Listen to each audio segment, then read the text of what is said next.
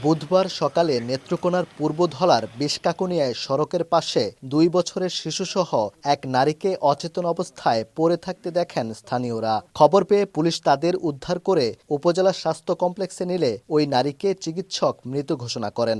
শিশুটির শরীরে আঘাতের চিহ্ন থাকায় উন্নত চিকিৎসার জন্য ময়মনসিংহ মেডিকেল কলেজ হাসপাতালে ভর্তি করা হয়েছে। ২,০০০ মানুষের মতন দল হয়েছে জায়গায়। ওর পরে দৌড়ে গেলাম, গিয়ে দেখলাম যে এই মহিলাটা হইরা রয়েছে উপরে আর বাচ্চাটাও সাইডে হইরা রয়েছে। বাচ্চারা মাথাতে আঘাত আছে, চললে একটু গড় দেয় বা উয়া করে। সিটি স্ক্যানে ভালো আছে, কিন্তু পেশেন্ট এখন আনকনশাস বাচ্চা। জ্ঞান না ফিরলেও শিশুটির অবস্থা আশঙ্কামুক্ত বলে জানিয়েছেন চিকিৎসক। আর পুলিশ জানিয়েছে শিশুটির পরিচয় জানতে কাজ করছেন তারা। নগদে ৫০০ টাকা বা তার বেশি পেমেন্টে পেতে পারেন ঢাকায় জমিসহ ২০ কোটি টাকার পুরস্কার।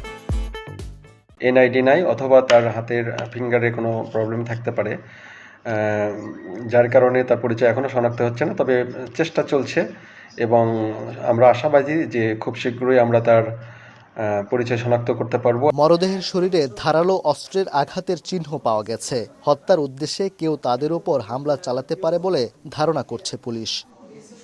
ওবায়দুল হক, সময় সংবাদ, ময়মনসিংহ।